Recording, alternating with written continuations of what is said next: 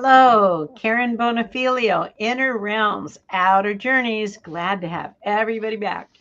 And as always, have a special treat for you. This is Tina Escoto. Tina, would you like to say hi before I introduce Yeah. you? Hello, everybody. Nice to see you. It's great to be on the show. Thank you. It's great to have you on the show. I wanted to talk to you for so long, and I'm glad that you were able to make some time. And Absolutely. guys, there are some things you're going to really enjoy. So let me tell you a little bit about Tina, and then I'll let her take it away. Tina, your story, I want to hear it, but I have a hunch it might be kind of like mine. So, at a young age, Tina was able to read and feel others. Like many who have psychic abilities, she was unaware of what this was or how to use it. Tragedy struck in her early adult life when she lost a large portion of her immediate family in a short period of time. These great losses caused a shift in her perception of death and were a catalyst for her epic spiritual journey with God. I like that last sentence. Thank you. It's good. At this time, her skills began to truly activate, and she started to receive very direct instructions for her spiritual path. After 33 years working in the corporate world, she turned completely to spiritual work and sharing her gifts from God to support others. Working with and learning from Tina provides a safe environment for transformation, growth, and healing, where your highest divine and honorable good is always at the forefront. I got to tell you, one of the best bios I have read, seriously. Oh, thank you. That Thanks. really is good. That. Well, tell us a little bit about your journey before we find out about your talents. Well, I don't know too many people that are in this business that haven't had trauma in their childhood. I'm just being honest. And so my trauma, my parents were divorced when I was 5. And, the trauma started then. I was molested when I was 10. Oh. And then when I was 23, I was in a horseback riding accident with my mother, and she died. And she died? She died. And then from 88 to 92, I lost my mother. My brother was dying of AIDS when my mom died, so I helped take care of him. My grandmother died, my grandfather died, and an aunt died, all in that time frame. So I didn't know what a medium was. I would have been in a medium's door every single day, I think. Thank goodness I didn't know what a medium was. And I didn't find out until my 30s. So it went from my 20s to where I had a massive experience during a meditation that scared me so badly that I just stayed away. And then in my 30s. Can you tell a little bit more about what happened that scared you? Yeah. My brother was sort of in the metaphysical. I didn't know this at the time. And I was just being a good sister, supporting him, and went to a meditation with him. And it was in a private house, and we were in the front room, and we were all holding hands.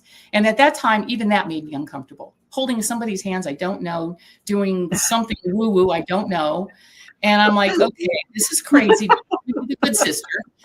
And what happened was this amount of energy that rushed through my body. I felt like I was going to explode from the inside out. I thought I was going to have a heart attack. My heart was just pounding out of my chest.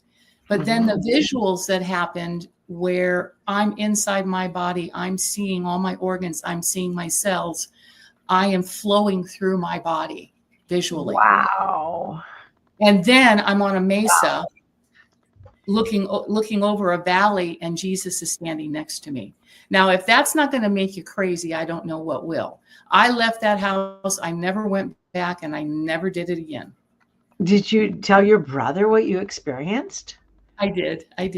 But he was in his journey, but he really wasn't. He was a young soul, and he was dying of AIDS.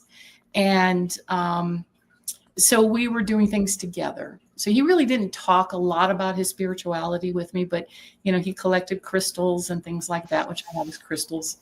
And but that was the aha. I mean, that was a real aha moment. I've had a couple before that, but I mean, I had a premonition that I saw President Reagan get shot, and 3 days later he got shot. He was shot. Yeah. That scared me. I was only Yeah, I 15. was going to say that would be rather frightening when you don't know Yeah. what's going on, and all of a sudden someone that's not even in your realm Yeah. that happened, and you saw that. So I had a lot of crazy things happen, but really the catalyst was when I got pregnant at age 35. It was a big surprise, and that little soul sped up my my spiritual path completely, opened it wide open. Mm-hmm. Pregnancy did. So Mm-hmm. so that's how it started. Excuse me. Wait, you saw the inside of your body, you Mhm. saw Jesus, and you're over a mesa, but Mhm. the pregnancy started you on the journey? Yeah. Isn't that crazy? Excuse me. How did the pregnancy start you? Well, it changed my metabolism completely. And this is going to be funny. You'll think this is crazy.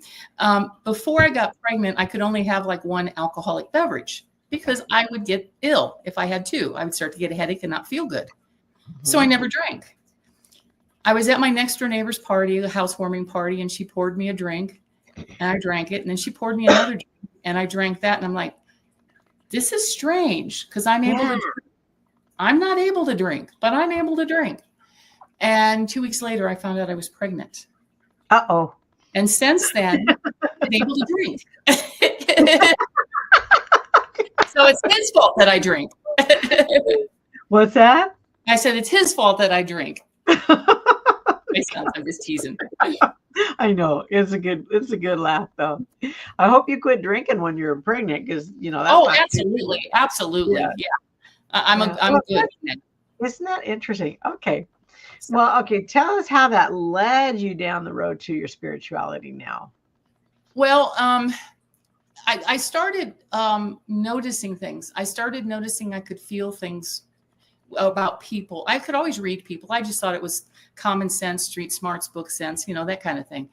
And and I found out there was a little bit more to it. And I was in the car industry. I was in the service and parts at car dealerships. I was a service and parts director. Okay. And so at a lot of employees, a lot of men, all men, all my life was all men. And so anyway, customers would come in and I'd know their backstories. I could touch their car and I could feel things. Wow. And then, and it helped me deal with people because that's how I got as far as I did. My husband always teases me. He goes, you are terrible at math. How could you get such a high paying job? And I says, because I have common sense. I know how to read people. That's cool though. Yeah. So I used it to move up in the corporate world. Mm-hmm. So I teach people that too. They don't have to do what I do. They can use it for just everyday life. And so anyway, fast forward, and when my son was about 4 years old, my next door neighbor committed suicide on Memorial Day weekend, 2 doors down. And so there was a triage at my house, okay, because he was a Secret Service agent. So all the CIA, everybody came in. It was a big deal. Wow. So that was a Sunday. That Tuesday, I go to work, and he's right there in my face. Oh, I couldn't work. I couldn't think. I couldn't operate. He was just right there. And that's the first time you saw apparition? That's the first time as an adult that I've ever seen anything, and it was full on. And he's visiting you. And he's visiting me, wanting me to call he was separated from his wife. He wanted me to call his wife and ask for forgiveness.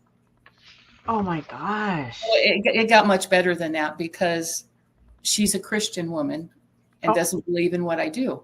Yeah, she's not going to receive that very well. And so I did it because he wouldn't leave me alone. And that was the start. And then since then, customers would sit down in my office and their dead relatives would sit with them. Or I'd go on a test drive and they would be in the car with them. I have never heard this before. I had one guy that he brought his Durango in. I worked for Dodge. And it was an old Durango and he wanted to get it fixed. There were squeaks and rattles. So we're pushing on this car, me and my technicians, to try to get the squeaks and And all of a sudden, I just get this immense sadness. I start bawling. I had to leave, right? Oh, wow. And I go to the guy that owns the car, and I go, it's an old car. It's got a lot of miles on it. Would you think about trading it in? And he goes, no, I want to keep it. My wife committed suicide in that car. So that's what I was feeling. And I like, oh no, you need to get rid of this car. He did trade it in, thank goodness. And see, they don't know what I did. They didn't know what I did back then. I mean, I didn't even know. So I would pick up on things like that. I would just know things. I had Why would he want to keep that? I don't know. That's crazy. And you gotta back up to the guy who committed suicide, and you had to reach out to his wife. I have to know the end of that story when you. She said, what was crazy is this man, when he was in real life, in this world, everything was perfect. He was a Secret Service agent. His clothes were perfect. Everything was perfect about him. He was a perfectionist, right? And he was a cowboy. So he wore a cowboy hat and dressed that way. Well, when he appeared to me, which I thought was really crazy, he was disheveled. He had on a Hawaiian shirt. He did not have a hat on. And I'm like, this is not the man that I know. Ew. Right. Yeah. And he was crying and emotional. I mean, he would never show an emotion before. Right.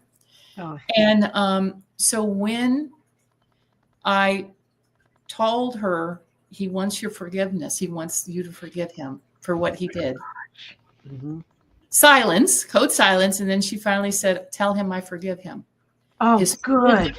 His whole demeanor changed. Good. He was at peace. He didn't have the demons that he had in this lifetime when he was here. It was just such a transformation. So now I know when you commit suicide, that's a topic people don't want to talk about. You still have to go through what you're going through here on earth. Mm-hmm. But I saw a piece of him. Wow, Tina. This is stuff that doesn't happen to most people. And you just stumble into this and just kind of start finding your way through. Mm-hmm. It's a lot of fun. I love it. And I don't have to manage employees anymore. You're too fun to hang out with. I can tell you that right now. Okay. Well, and your husband, he doesn't think you're crazy? No, he supports me. It's crazy. I've been married 41 years. So he's seen a lot of me going through things. I wasn't this person when he married me. Okay. So God love him. He still is going through it. He supports me. He helps me with my business. He'll help me with my meditations. He does all my maintenance or logistic type stuff for my business. Good for him. Nice. Yeah. Guy. So he does support me. And his favorite saying is, because he's like, I'm not the psychic in the family here, and he's always right. So he's intuitive too. Well, just don't play with him. Yeah. Okay. So you live in Arizona. Yes. And there's some things that I really want to talk about. Well, first of all, she's a clairvoyant, she's a psychic, a medium, and an energy healer. And what about the transformational? The trance healing? I written down transformational. So what I do is when I have sessions with people, it just transforms them. That's why I put transformational, because I believe in giving tools to people to help transform their lives.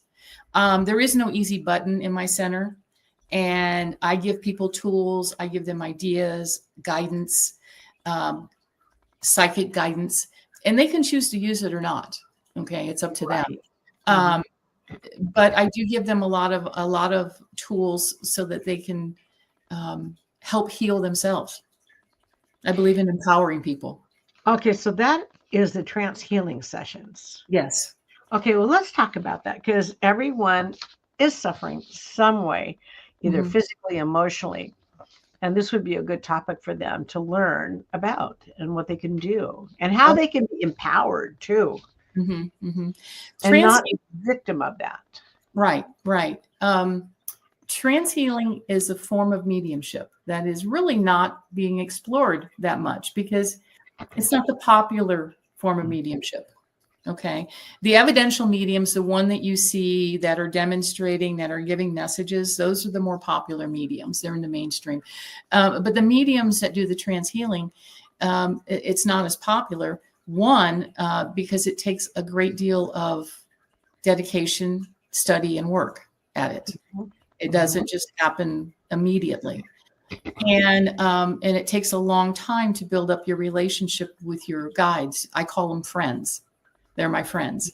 So it takes a long time to build up a relationship with my friends in order to get the results that I'm getting. I have sat for years. I sit probably for the longest time. I would sit anywhere from 6 to 8 hours a day in trance, 5 to 6 days a week. So you do that for such a long time. It's what I do when I do the healing work. When I sit in trance, spirit will hold me for anywhere from 45 minutes to an hour and 15 minutes while they're working on the person. So my sessions last around 2 hours. Well, I am practicing trance meditation, not trance healing. Oh, I love it too. To be surrounded in all that love is just incredible. It's euphoria. It's bliss. It is. To me, it's sitting in trance is the closest that you can get to God and to spirit.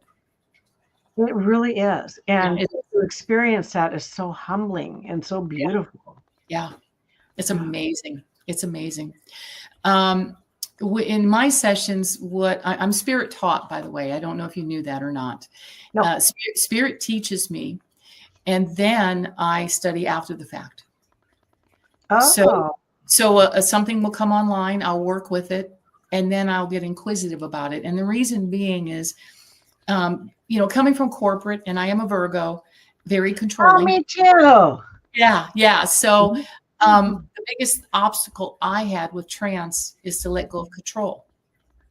You have to surrender. You have to surrender. And so my team have decided that I am best taught by keeping me totally in the dark to where I know nothing of what they're doing so that my mind doesn't get involved in it. Oh, that's kind of cool because the mind is from the ego. Yes. And then it just gets in the way. Yeah, exactly. So with me, I've had to totally surrender when I'm doing a trance session.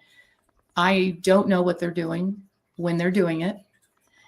They don't show me anything, and they completely keep me in the dark. So it gets a little frustrating sometimes, especially when clients after a session will say, well, what did you see? I'm sorry, I didn't see anything. They don't give me any information, but the results that I get are astounding. Okay, so kind of give us a scenario with that. And I know this is something you can do in person, and it is something you can do remotely too. Right. I've had tumors shrink. I've had tumors disappear. I've had cancers disappear. I had a client with a glioblastoma, and I don't know if you know what that is. That's a brain tumor, and life expectancy is very short. And this particular lady, she called me the day she got diagnosed in the hospital, and she was a nurse. And I worked with her for 3.5 years until another one came back on the other side of her head, and that one was just too aggressive. So spirit gave her 3.5 years. And at the time I was, as a healer, I was a little angry because I envisioned her being completely healed. And that's not how it works sometimes. And so I had to really look and understand what the gift that spirit gave her. Spirit gave her 3.5 years. During that time, her daughters got married. During that time, her daughter had a grandbaby. Oh. So she was able to experience that for the first 3.5 years of that child's life. Well, 3 years around 3 years. My daughter-in-law and her daughter got pregnant at the same time. So doing this too for those 3 years, she's not going through the regular cancer treatments. She did some alternative. She did some treatments in conjunction with it. I find that I find that the spirit healers work really well with the medical doctors here on Earth. And if they could just combine both modalities, the recovery time would be quicker. I feel that the symptoms would be less. I've worked with people that are going through treatments at the same time, and they're recovering quicker. People call me and I do healings on them right after surgeries.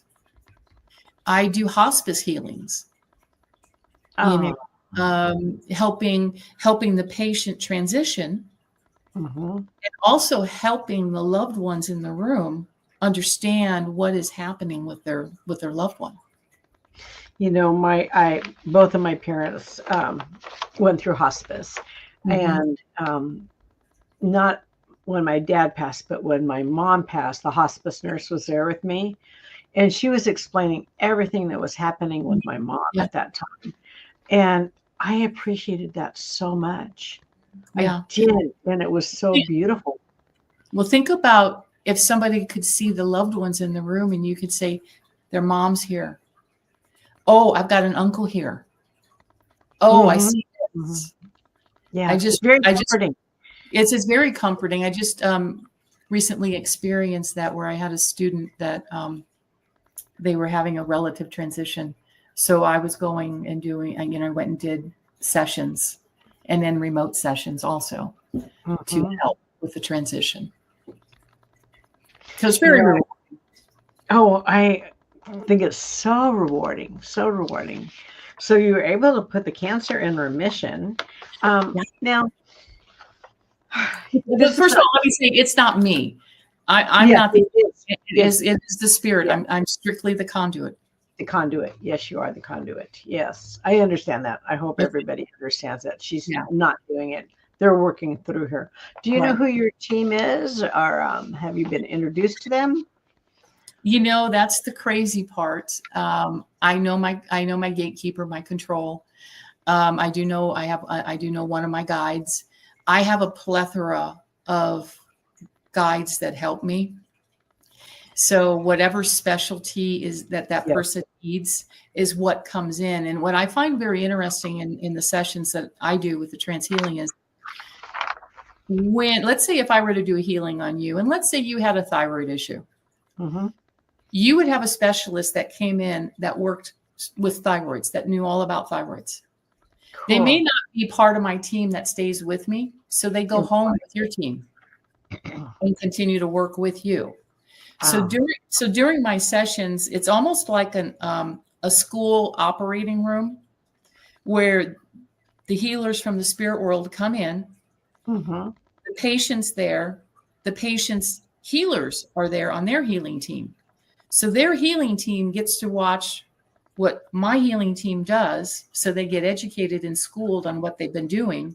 And then some of them go home with them to continue the healing with the person, because I teach people how to continue to connect in with their healing team to use them instead of grabbing for a bottle of good.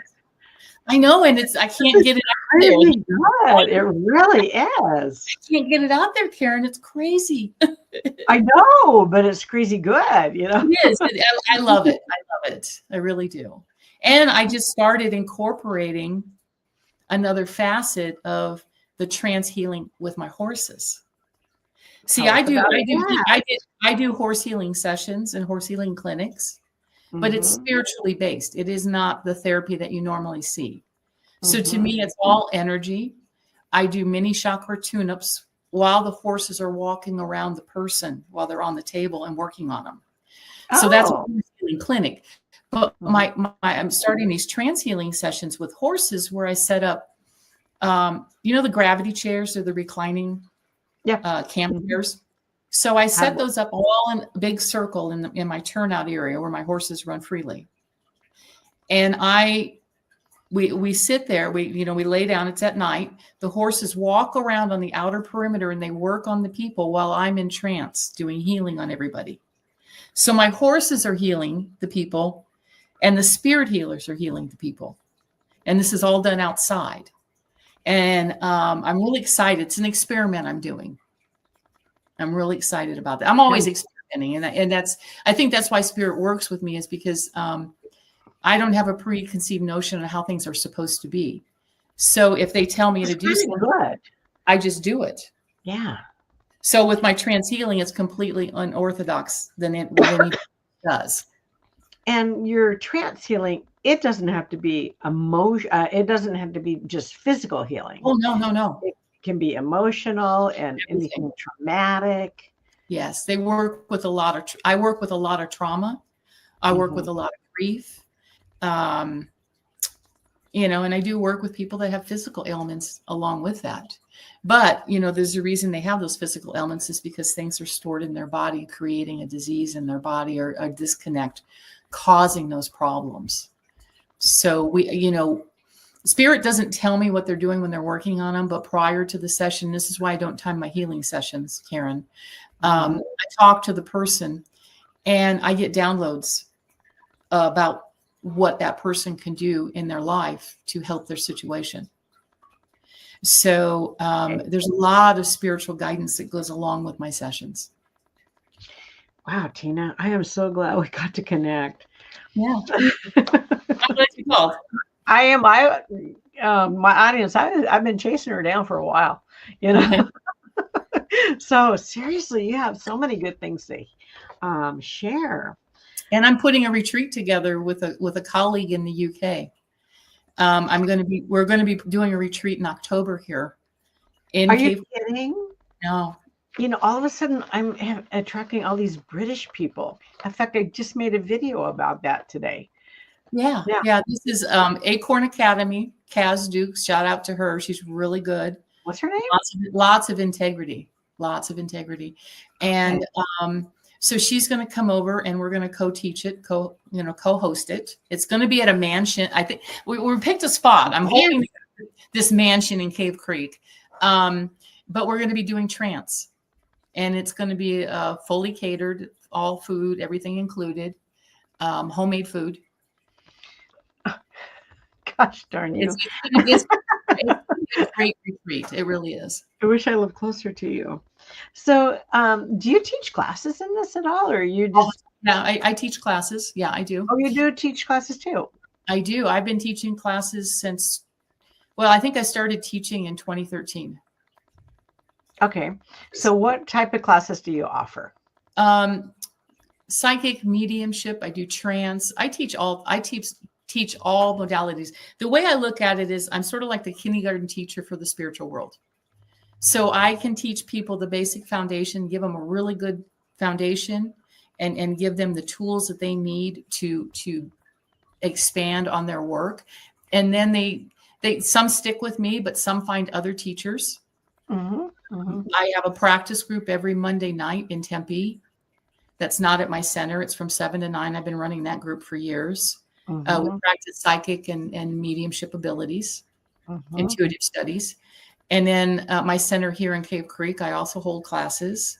But do you do a Zoom format so people can do that also with you? That's the thing. I'm really, a lot of them are all in person. I haven't really done that much in Zoom, and that's what I'm looking at expanding on. Yeah, you need to. Because I would take a trance course with you. Would you? Yeah, so you need to think about doing that. Okay, I will. Thank you. I've been doing it for many years.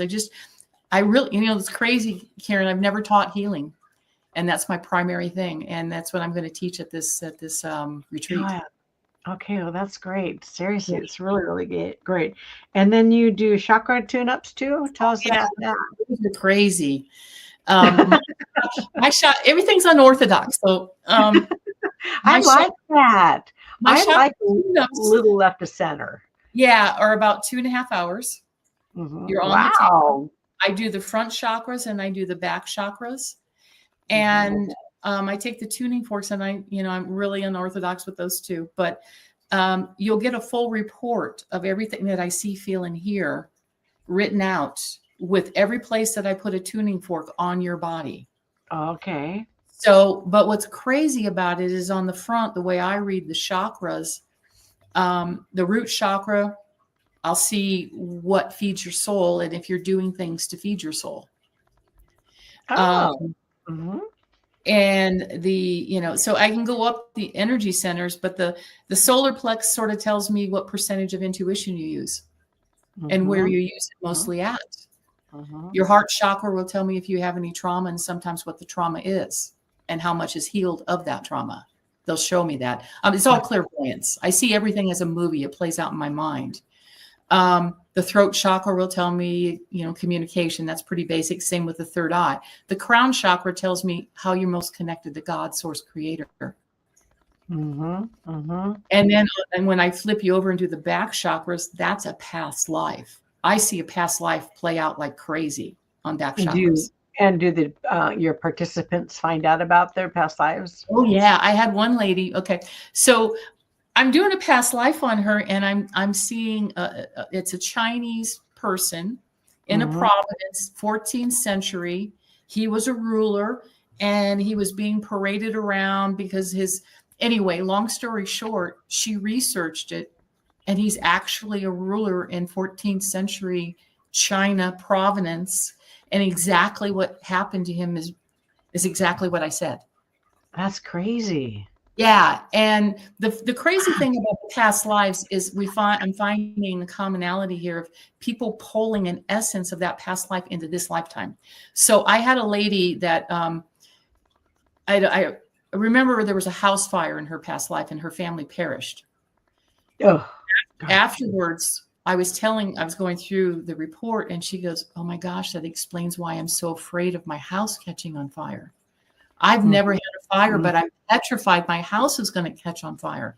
Well, when you have that understanding that you're bringing it from a past life, then you can let it go. You can release it. Yeah. So I'm working on doing some healing work around past lives too. But my chakra tune-ups, I find a lot of practitioners love my chakra. I mean, everybody loves my chakra tune-ups. That's one thing that they just go crazy over. But I find that the benefits to practitioners are strong, very strong. It really opens up things for them. Because I put the tuning forks on meridian lines, acupressure, acupuncture points. I literally will put them all over the body. And by the time I'm done, probably 400 or 500 times I've placed tuning forks on your body. And I use a gong and I use a drum. And then I also do a healing modality that I haven't really shared with anybody. It's called the Gold Christ Light Healing Modality. And and that was gifted to me through meditation over the past 20 years. So there was a correlation, I guess, with Jesus coming in that first meditation and then the Gold Christ Light entering my life later. But that's a different healing modality. That's one where I'm active. I'm not passive in it. With the trance healing, I'm passive. Yeah, you're just a conduit. Yeah, with the Gold Christ Light, I am active. And with that, I scan the person's body. I can see if they have stuck energy. I can see if they have past life attachments, and I can remove them. I can see other attachments. And I can help clear up the auric field, things like that with the Gold Christ Light. I wouldn't even know where to start with you. Everything sounds so interesting. It's fun. I really it does. It sounds so interesting. Yeah.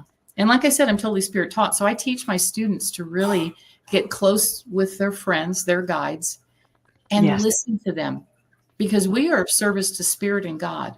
It's not the other way around. Yes, I so agree. And I think a lot of people miss the mark on that. And they're also missing the mark that it takes time to build this craft. And, you can, here's a good analogy. I'm a tech person, so like cars and things like that. Yep. So you can get a brand new car, and let's say you get a mechanic that has 1 year experience and your car's broken. Uh-oh. Yeah. Shouldn't be. Yeah. Or you can get someone with 20 years experience that knows exactly what to do and how to go to it. Right. So, there's a learning curve with everything. It doesn't mean that person with 1 year experience isn't gifted.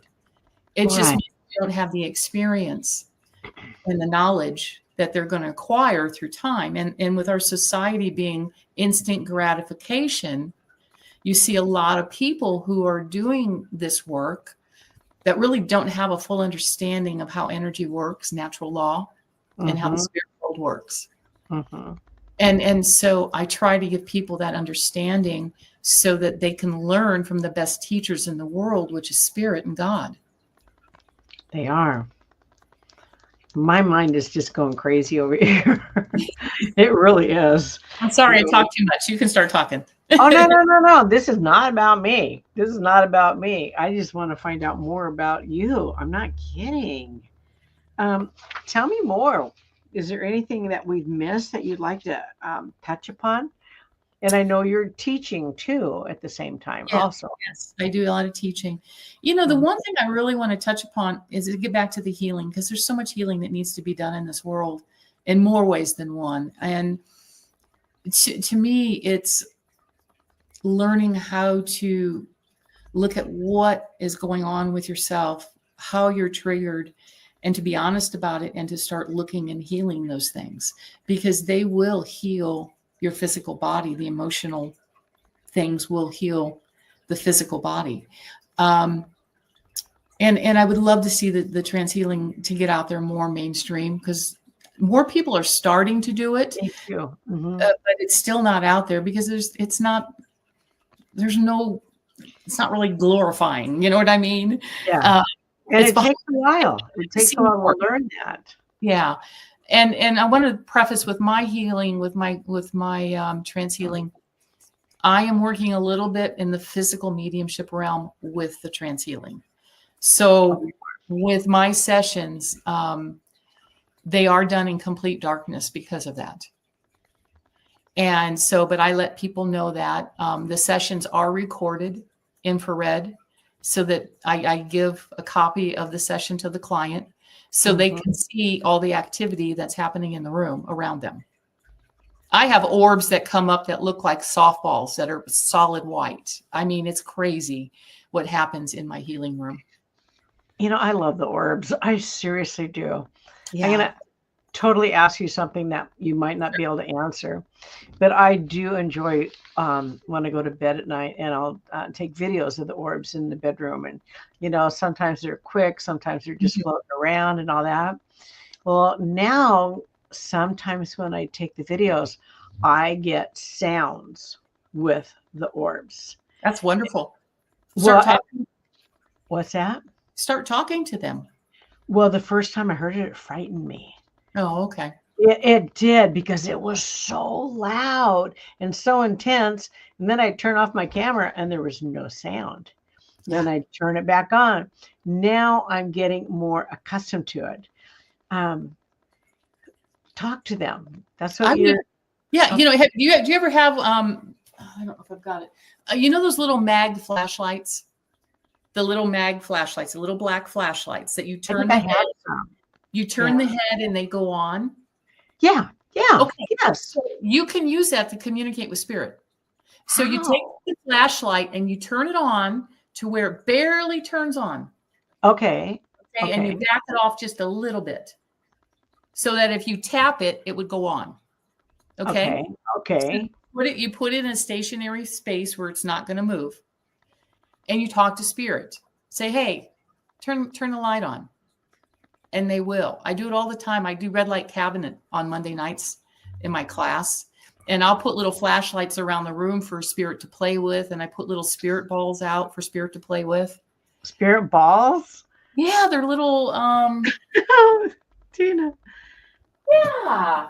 You gotta come here, girl. We have lots of fun with stuff. Oh my God. But yeah, they're little balls that light up. Spirit balls. Yeah, and they're sensitive to energy. I don't have it here; it's in my other space. But yeah, when I do physical experiments, experiment, we will put some of these devices out for spirit to play with. As you can see, I've got a little coffin over here. It is an EMF device. Oh, okay. So spirit can touch it and the coffin opens up. It's cute. So anyway. Oh my God, this is awesome. I try to make it fun and active for my students. Okay, well, I'm going to go looking for a flashlight around the house because I Yeah, know you I should. have.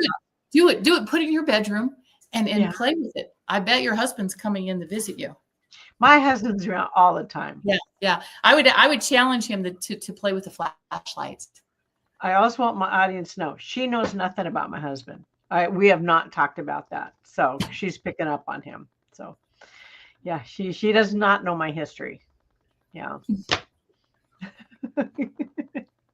Oh my God, Tina, I think we're going to have you come on again sometime, and you need to teach some classes so people that are not there can take some classes with you too. Yeah. I've got to, I'm going to be doing some revamping after the first of the year. I sort of lay low around the holiday time because people are busy, they're doing things. And that's when I start working on my classes for that entire year. Okay. Well, I definitely want to try the trance, not necessarily the healing, but the trance if you do that. Oh, you can do the healing yourself. If you're getting into trance and you feel spirit come in, you could transition to healing. Okay. No problem. I just know that my mind and my ego gets in the way and I question myself. Yeah, that's why. Yeah, you're right. And that's one of the things, a lot of students that have that problem, and I tell them, I say, when you have your ego, acronym EDGE got out, EGO. Oh, that's cool. Yeah. I like that. And you remember when we were kids in the cartoons? The little devil on the left shoulder and the little angel on your right shoulder. You remember that? Yeah. Yep. Okay. Well, the left shoulder, left side of the brain is what? It is scientific. It's analytical. It is mathematical. Sorry. That's okay. Where the right side of the brain is creative, spirit, God source. Funny, the angel always appears on the right side and the devil on the left side. Ah, that's true. Yeah. So what I do is I tell my students, you put that little devil, that little ego in timeout. Take it off and put it in the chair next to you because you don't need it right now. Okay. I'll put it in the timeout. You gotta have a healthy ego versus an unhealthy ego. Okay. And if you want to know about your personality traits and if they're healthy or unhealthy, the Enneagram really shows everything. So I don't do Enneagram. I have taken the Enneagram before, and it talked a lot about healthy aspects versus unhealthy aspects and how to recognize that. Never heard of that. Yeah, it's really amazing. The Enneagram it's one of those scientific tools. Okay. Wow. Okay. For those left brain people. Okay, Tina, we're going to have to wrap this up, although I could go another hour talking to you. Is there anything else you'd like to say to the audience before we sign out? I just want to thank you for what you do. The work that you do, getting out there and showcasing people. And that's really a great thing that you're doing. And I want to thank you for that. You're welcome. And I love doing it too. And I meet the most fabulous people and learn so much too. You need to come visit. Yeah, I know. Sedona is an hour and 15 minutes from my house. Yes, I would have to come in the winter. I am not a hot weather girl at all.